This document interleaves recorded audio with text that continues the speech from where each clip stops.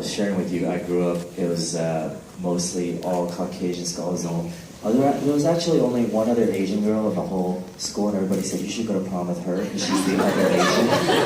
And we ended up going to prom together, that's what happened. But it was you, I remember at my trip, it was you and Tamlin Tamita from Karate Kid. It was God, I love her, yeah. You were the crushes, so we all had a crush on you, so yeah, it's awesome to be here. Thank you. What have you been up to lately, other than conquering the world in the dance world?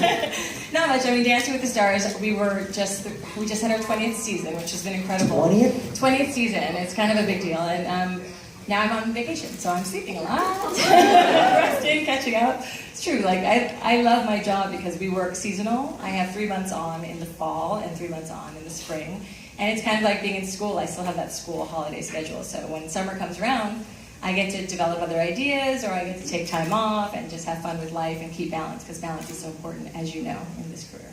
So let's go back, because I'm sure there's people in here that love dancing. And what was that initial spark for you? Like maybe a role model, like when you first were like, this is what I want to do.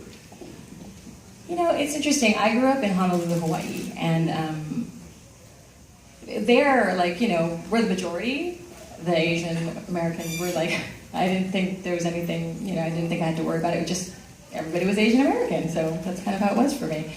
And I didn't really have any idols growing up. I just one day, like, when I was very young, I think I was 4, my mom took me to a dance class, and I just fell in love. Like, I took this dance class where they had an open air pavilion and like colorful scarves, and she said, okay, choose a colorful scarf, I'm gonna turn on the music, and I was like, okay. And she said, now go, and I think I was like, it was not dancing, I know, but it felt so good. And because of that, I fell in love, because I was like, this is the coolest thing, I just get to do whatever, and she thinks I look pretty when I do it. And to me, dancing and art has always been about just self-expression, and I'm so grateful I had that first teacher who taught me, because if I had taken ballet, it would have been a whole different thing, because ballet is all about technique and posture and all of these things. And I was lucky that for me, dance was just about like letting loose and having fun, and throughout my career, that's served me well, I think. How about like the training for you to get on in Living Color, one of the Fly Girls? Like, how was that process? How did that happen? I don't know how that happened. Actually, I'll tell you a funny story. So when I went to audition, it was actually, I had a career in Japan. I was a little pop star in Japan for a couple of years. I was on a record label called Pony Canyon. And it was a very strange time, because in Hawaii, I grew up as an Asian American, Asian Pacific Islander. And then I went to Japan, and I realized that I was not Asian enough.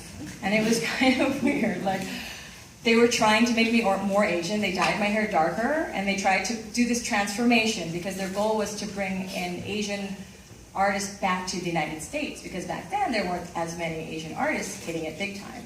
Now, look at these hottie guys that you got going on, right? There's some great talents going on now.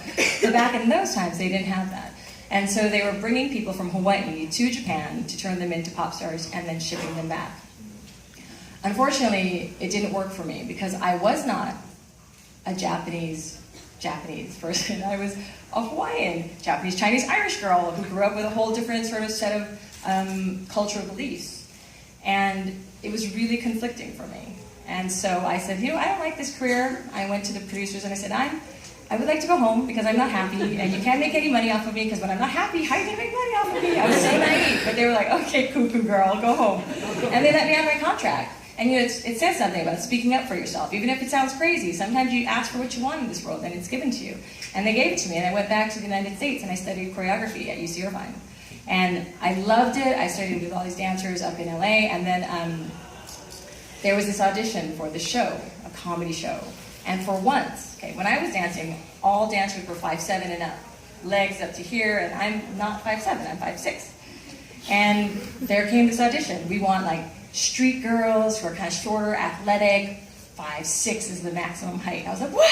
That's like perfect for me. And so I went in and I auditioned, and Keaton Ivory Wayne's the producer of the show, said this to me. He goes, you know why you got the job? And I said, because I was like the best Asian dancer, right? He's like, no. He said, because I went to the audition in a white bra and like leggings and motorcycle boots and a leather jacket, and the lace bra was like from this really expensive like lingerie store in Hollywood called Trashy Lingerie that everybody knows about. Well, some people know about. And I went there and I got this full outfit and I thought I was so hot and so sexy and so tough. And he said, "You walked in the worst outfit I've ever seen. You had so much confidence that I gave you the job before you even danced." And I was like, well, thank God you could dance, but yeah. So it was because of the way I presented myself. He said, "You walked in like, excuse my language, like a badass, and you believed in yourself." So I had no choice but to drink your Kool-Aid. And so, I was kind of grateful, and it was a great job. I had a great time. Even though I can't dance at all, I can't express how much of an inspiration you were, because now these days we're so used to it. Like, you go to Laker Clipper game, and whenever I'm sitting in front of Asian guys, I always hear, "There's the Asian girl, there's the Asian girl." Like, the Laker girls, Clipper girls, right? But back then, there was no one. So when we would watch it in living color, and as a group, we were like, "There's the Asian girl." You were the Asian girl. You were the only. You represented for all. I mean, we were proud. So thank you. Yeah, it was awesome. And it was cool.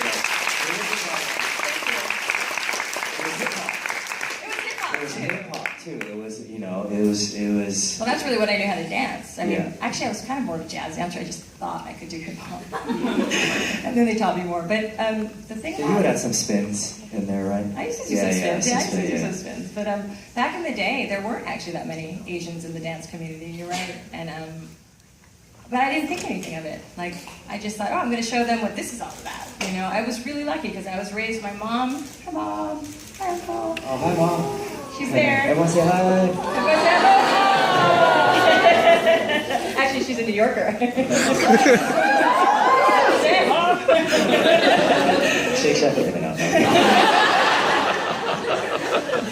And she would tell me to just do whatever I wanted. Like, don't hurt people, work hard, follow your dreams. And I'm so lucky because I always did. I never thought I would run into an obstacle. I was very naive. There are obstacles out there, but if you think about the obstacles and put them out in front of you, you'll see them always. If you choose not to see them and choose to just see your path and what you're meant to do, the doors will open up much easier, I promise. I just gotta ask you some questions here. You got your iPad out. Yeah, we've covered a lot, but He's serious now. what got you involved in being on Cape's board? How did you get involved in Cape? Oh, well, I have been a product of a lot of Asian American initiatives. In fact, when I first started, after I danced for a while, I kind of wanted to try new things, as you do. We're all curious in this world. Life is like a big adventure. We want to try new things. So I was thinking about going into acting. I had just done a film, Austin Powers, and I played this character, Fuck You, and it was like, oh, this is kind of fun. I like this. This is silly. And I was like, I remember. You're fucking you. You. I'm not saying it. I'm not swearing. I'm just saying my name. This is a racing show. But at the time, oh God, I lost track of myself because I got all excited saying "fuck you." It's true. I love saying it. Okay, stop. Get serious. At the time, I wanted to act, so I thought, okay, let me learn how to do this. And being that I always like to sort of go the right way and like take the course and learn it that way, I had found out about this ABC showcase for Asian Americans, and I auditioned. And it was I didn't know they had such things, something specifically for Asians to develop Asian talent. And I did it, and I was like, I really benefited from it. I didn't become an actress, but I found out that I didn't like it, and I benefited from it in many ways just through the experience and the fact that they chose me. It made me feel empowered and that I was special. So at that point, I thought, okay, I see. It's important to give back because this was run by the diversity section at ABC. And I thought, okay, it's important for me to give back. And then I met Wendy Fong when I was choreographing American Idol, who is the co-founder of Cape. And she is the most lovely woman you'll ever meet. So intelligent, so strong, so classy, so elegant, so artistic, so kind and compassionate. And I thought, I want to be her like that when I grow up in this business, because this business can turn you into a raving lunatic. It can make you crazy. You start thinking you need to have attitude, you think you need to dress a certain way, you need to act a certain way to get respect, especially as a woman. And it's not true. And Wenda showed me that firsthand by her example. And she asked me to join the board of directors, and I was like, me on a board. That's amazing. Yeah, and I joined on, and this board is one of the hardest working boards I've ever been on. And I do a lot of charity work. I believe in giving back. I believe I got where I am so that I can give back. If I can pave a path for 25,000 other people to journey, then I'm doing it. I'll take out the drill and I will drill it. And she inspired me, and they brought me on the board, and it's a really wonderful board. They work so hard to provide opportunities and to give you access to things that you might not have had. Because, like, for instance, real quick, I talk a lot. But when I was out starting my career, there weren't a lot of other Asians to talk to. There just weren't.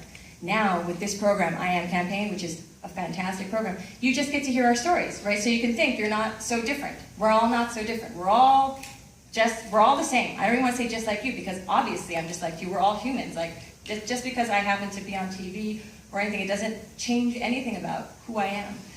Whatever you're unhappy with in yourself now is the same thing that you will be unhappy with yourself even after success. So the most important thing that I think for people to work on is your own happiness. Because as you journey through your career, I don't know if you think this too, but like everything will follow you. Who you are is what you take.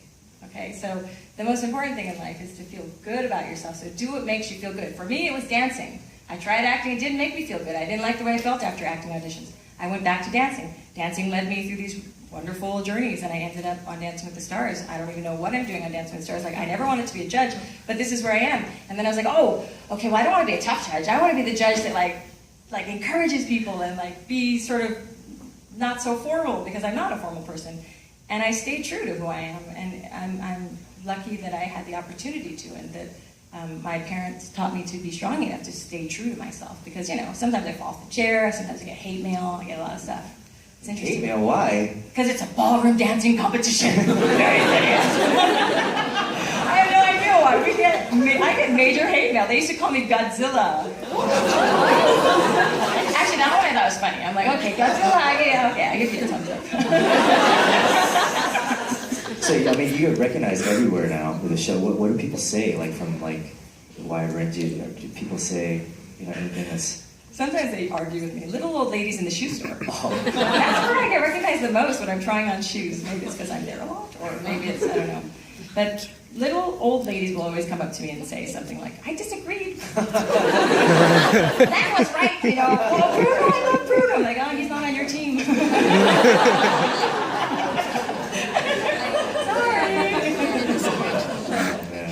But it's great, because dance is now in the common vernacular. Everybody talks about dance, and I'm really proud to be a part of what has helped dance become mainstream. You know, I'm very proud of being a part of that. Most definitely. Thank you so much for being on the K-board too. I think we should